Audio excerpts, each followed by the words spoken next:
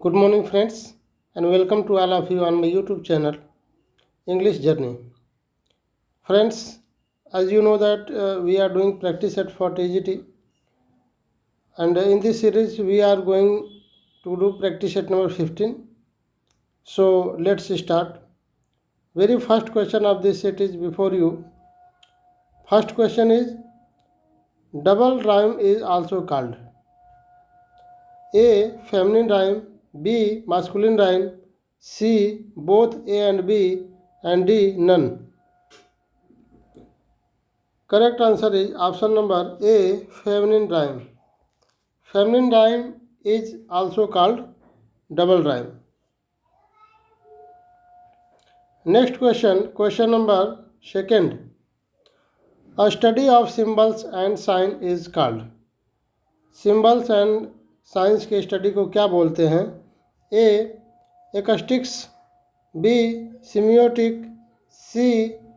Agrostology, and D. None. Correct answer is option number B. Semiotic. A study of symbols and sign is called semiotics. And ये जो आपका है ए एक्वेस्टिक्स, ये बोलते हैं आपके ये sounds and wave, sounds and waves के स्टडी को एक्वेस्टिक्स बोलते हैं. एंड आपका थर्ड नंबर सी है एग्रोस्टोलॉजी, ये आपका है study of grass, study of grasses. Next question number 3. The doctrine which regards pleasure as the chief good is A. Hamartiology, B. Utilitarianism, C. Hedonism, and D. None. So correct answer will be option number C. Hedonism. Correct answer is hedonism. And a आपका hamartiology जो आपका होता है ये doctrine of sign होता है, doctrine of sign. And B आपका utilitarianism होता है, जो ये डॉक्ट्रिन ऑफ वेलफेयर होता है, doctrine of welfare.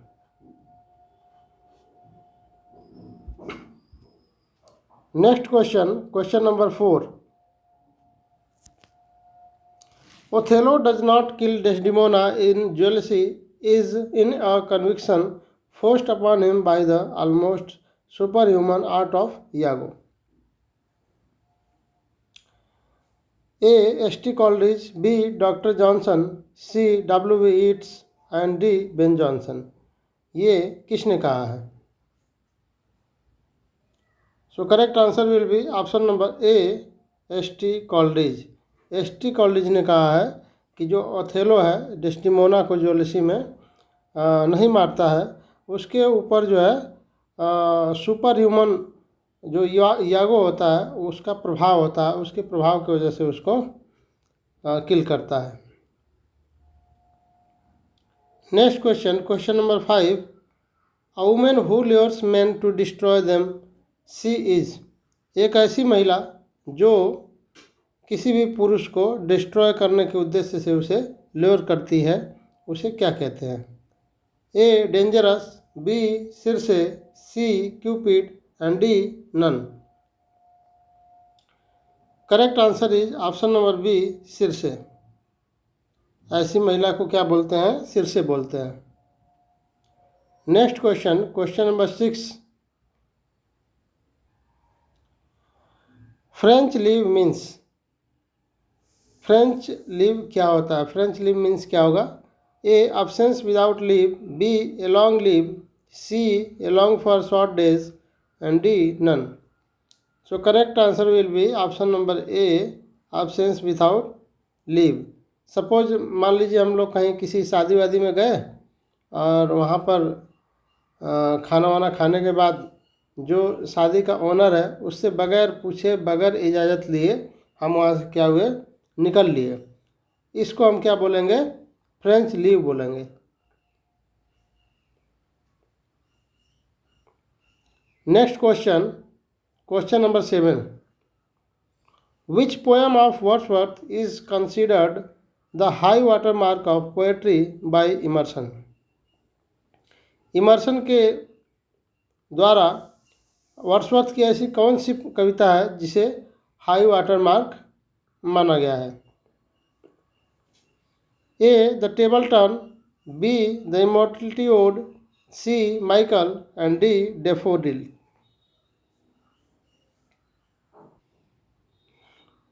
Correct answer is option number B the Immortality odd.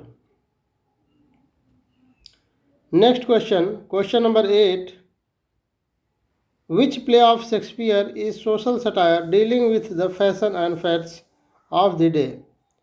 A. Love's Labour Lost, B. A Midsummer Night Dream, C. The Winter's Tale, D. Much Ado About Nothing. So correct answer is option number A, Love's Labour Lost. Next question, question number 9, the Masque of Milton was influenced by A. Shakespeare, B. Robert Greene, C. Marlowe and D. Ben Jonson. So correct answer is option number D, Ben Jonson. The Masque of Milton was influenced by Ben Jonson. Next question, question number 10. Who criticized Paradise Lost by saying Paradise Lost deviates a lot from the original story of Genesis? किसने कहा है कि जो paradise lost है वो अपने original story जो genesis में है उससे हट करके है?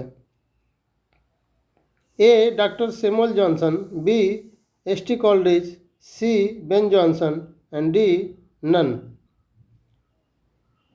Correct answer will be option number A, doctor Samuel Johnson.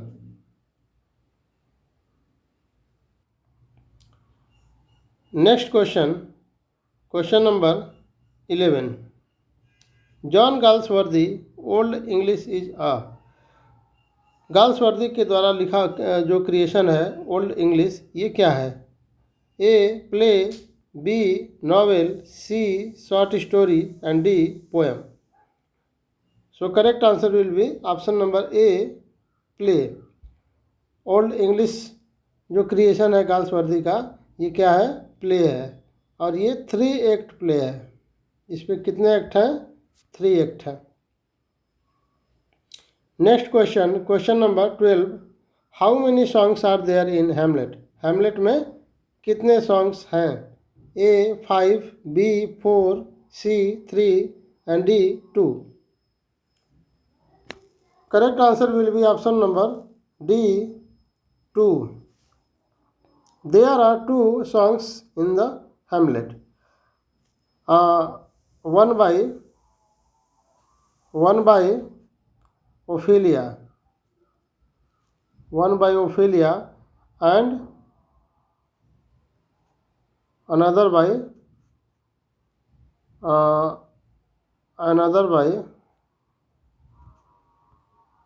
Grave Digger, another by Grave Digger। हेमलेट में 2 सॉन्ग्स हैं, एक किसके द्वारा गाया गया है? ओफिलिया के द्वारा, और दूसरा जो सॉन्ग है वो ग्रेव डिगर के द्वारा गाया गया है। Next question, question number 13, how many sonnets are written in English by Milton? Milton के द्वारा इंग्लिश में कितने सोनेट लिखे गए हैं? A 20, B 23, C 18 and D 11। Correct answer is option number C, 18. 18 sonnets are written in English by Milton. Next question, question number 14, how many Italian sonnets are written by Milton? A 5, B 6, C 1 and D 2। Correct answer is option number D, 2. 2 Italian sonnets are written by Milton. Question number 15, which sonnets of Shakespeare called की sonnets. Shakespeare के sonnets जो 154 हैं उसमें से कौन सा ऐसा sonnet है जिसे की सोनेट बोला गया है। Sonnet number 129, sonnet number 99, sonnet number 144 and sonnet number 52। Correct answer will be option number C, sonnet number 144 is called की sonnet. Question number 16, which sonnet of Shakespeare consist 15 lines. Shakespeare की कौन सी sonnet है जिसमें 15 lines है। Sonnet number 12, sonnet number 99, sonnet number 112 and sonnet number 100। So correct answer will be option number B, sonnet number 99. There is 15 lines. Next question, question number 17. Petrarch wrote his sonnet in remembrance of। पेट्रार्च ने जो sonnet लिखा है वो किसकी याद में लिखा है। A Laura, B Aphrodite, C Zenobia and D Nefertiti. Correct answer is option number A Laura. Petrarch ने लॉरा के रिमेम्बरेंस में सोनेट्स लिखे हैं। ये बी आपका जो एफ्रोडाइट है ये क्या है, goddess of love sex and beauty है। Goddess of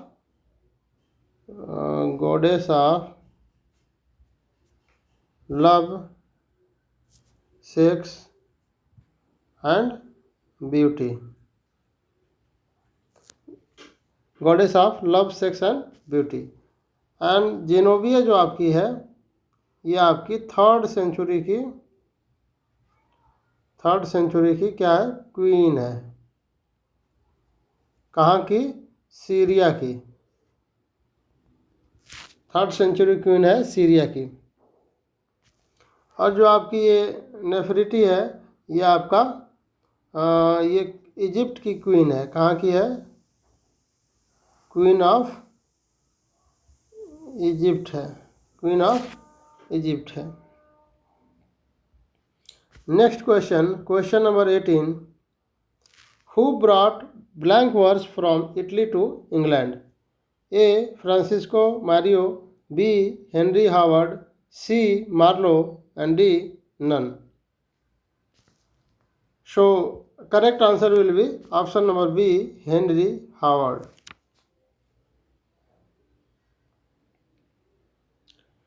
next question, question number 19, which sonnet of Shakespeare consist iambic tetrameter.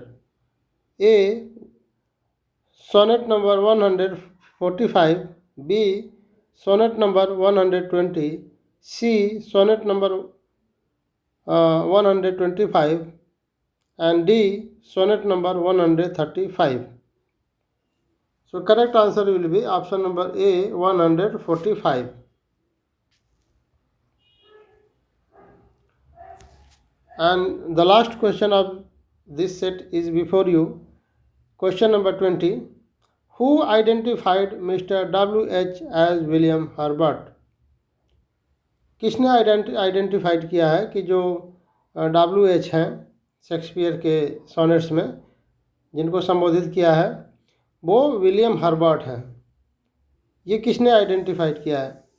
A S T. Coleridge, B William Boaden, C Byron and D William Heathcliff. So correct answer is option number B, William Boaden. William Boaden identified mister W.H. As William Herbert और इन्होंने किया था आपका 1832 में।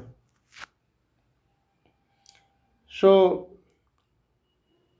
we have completed practice set number 15 and next we will meet in practice set number 16. So thanks to all of you.